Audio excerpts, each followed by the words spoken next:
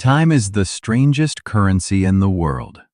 The only one you can't save up, can't borrow, can't return. Yet we constantly say, saving time, spending time, wasting time. How can you spend something you never had in your pocket? We act like time is a thing. We grab it with our hands, put it in planner boxes, slice it into task pieces. Meanwhile, it flows past, laughs, and continues being what it always was. Not a thing, not even a process. Then what? Picture this. You're sitting in a cafe, waiting for a friend. They're already 30 minutes late. Do you hear it? The metallic clink of spoon against porcelain at the next table. Do you feel it? The warmth of the cup in your palms, the sweet aroma of cinnamon in the air. Do you see it? How the sunbeam slowly slides from your table to the floor, growing shorter. And then, that click of irritation. 30 minutes already. My time is being wasted. Wait, what exactly is being wasted? These 30 minutes, where were they before they got wasted? In what warehouse were they stored? In which bank did you keep them? Touch your wrist, feel your pulse. There it is, time. Not in the watch on your arm, but in the beating itself. Time isn't a container you put life into. Time is life. Each heartbeat isn't spending time, it's creating it. Not a piece cut from the whole, but a moment of birth of something that didn't exist a second ago. Inhale. Exhale. Now the mirror question. When did you last feel like you weren't spending time, but living it? What kind of moment was that? What was it about? Maybe time isn't yours at all? Maybe you're its guest. If so, then spending time isn't about economics. It's about how you receive hospitality. With gratitude or with complaints to the host. Time isn't a river flowing past you. You're in this river. You're part of its flow. Here's the paradox. To use time effectively, you need to stop using it.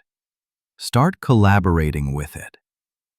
Picture a person who's spent their whole life trying to swim upstream, rowing, straining, fighting every wave, sincerely believing that this makes them move faster. Meanwhile, the river carries them exactly where they need to go. They just don't notice, too busy fighting. Feel this tension in your shoulders right now. Where does it live in your body when you're fighting time? In your chest? Your stomach? Your clenched fists? Now, a different image. Same person, same river, but they're lying on their back, arms spread, looking at the sky. The current carries them forward, not slower, but differently, with a different quality of presence. This isn't passivity. This is the art of reading water, feeling where you need to paddle slightly and where just allow. The efficiency isn't about rowing speed. The efficiency is about accuracy of direction and quality of presence in each movement. Mirror question. In which area of life are you swimming upstream right now? Where are you spending energy fighting what could be used as tailwind? If this resonated somewhere in your chest, then this moment isn't random. Mark this resonance with heart and subscription. This signals the algorithm. Bring this person back to me on a new spiral when they're ready for the next layer of understanding. And with one word in the comments, anchor this feeling. What is it? Place your hand on your heart. Inhale for 4 counts. Exhale 6 counts. Exhale for 6. In this pause, there are no tasks, no goal to efficiently use these 30 seconds. There's only you and your breath. Notice, even now, without your effort, time continues creating itself. With each heartbeat, each movement of your chest. This is its real work, not being spent, but being lived. Now, the most painful question. Why is it so hard for us to be in time instead of managing it? Because management gives the illusion of control. Presence requires accepting that you control much less than it seems. Think, how many times have you planned your day perfectly, only to have it unfold completely differently? Illness, traffic jam, unexpected call, mood you didn't order. We try to manage time to avoid feeling our vulnerability. And here's the key. Efficiency isn't victory over time. It's dancing with uncertainty. It's the skill of being maximally alive in each moment, whatever it may be. 3 levels of relationship with time. Level 1. Time as enemy. I don't have time. Constant racing, stress, feeling like life is passing by. Level 2. Time as tool. I manage time. Planners, techniques, systems. Better than the first, but still about control. Level 3. Time as partner. We dance together. You feel the rhythm of the day, week, season. You plan, but stay flexible. You act from presence, not fear. Deep breath. The paradox of the 3rd level. To be efficient, sometimes you need to slow down. Not always, but sometimes. To feel where you're actually moving. Mirror question.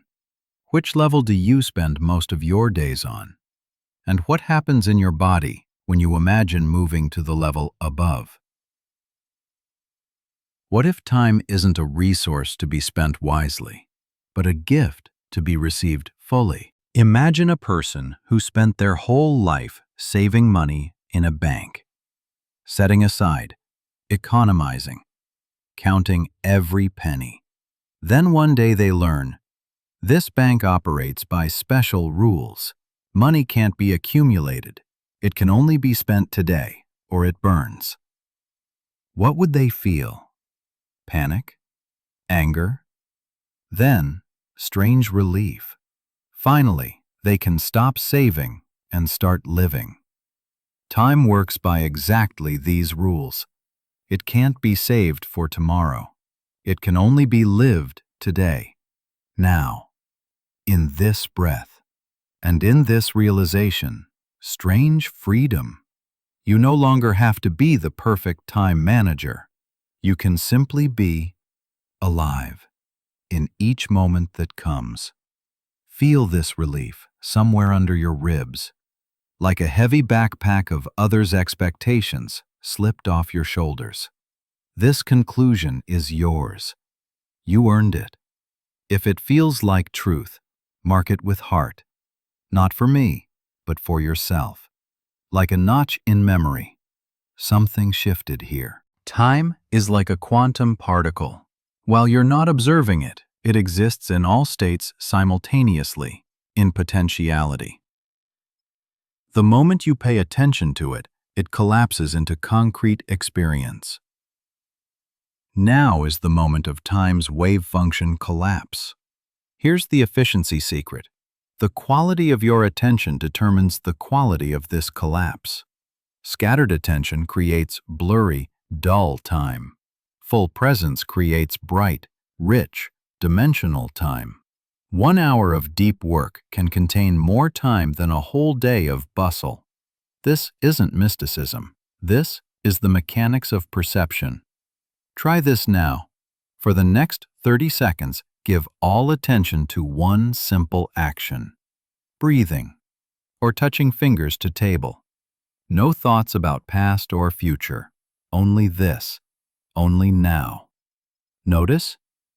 These 30 seconds were denser than usual. More life fit into them. Here it is. Real efficiency. Not speed, but density of presence. The choice is simple. You can live 80 years half asleep, Or you can live each day as if it contains a whole lifetime. One isn't better than the other, but it's useful to know the choice exists. So, what changes in practice if time is a partner, not a resource? One simple experiment for tomorrow. Instead of asking, "How can I get more done?" ask, "How can I be more deeply present in what's already happening?" Don't add tasks. Change the quality of attention to what's already there. Eating breakfast. Feel taste, texture, temperature. Walking down the street. Notice one sound, one smell, one movement. Working. Between tasks, take a pause for 3 breaths. Not for productivity, for fullness. And notice what happens to your sense of time. Does it expand, slow down, become more real? This conversation is just the beginning. Subscription is your way of saying, "I choose this path of further exploration." Click it, and we'll continue together. Time is the strangest currency in the world. Remember, that's how we started? Now you know it's not currency at all. It's not a thing you can own. Time is the quality of your presence in what's happening. Virus phrase for memory. Time is the depth of now. You watched to the end. In a world where 90% of videos are abandoned halfway, this is already a sign. A sign that you were here and now when it was needed. Keep this sign in memory. And if you want to confirm it, find someone in the comments who felt the same thing and answer them with one word. Your word from this conversation. That's all. Or everything is just beginning.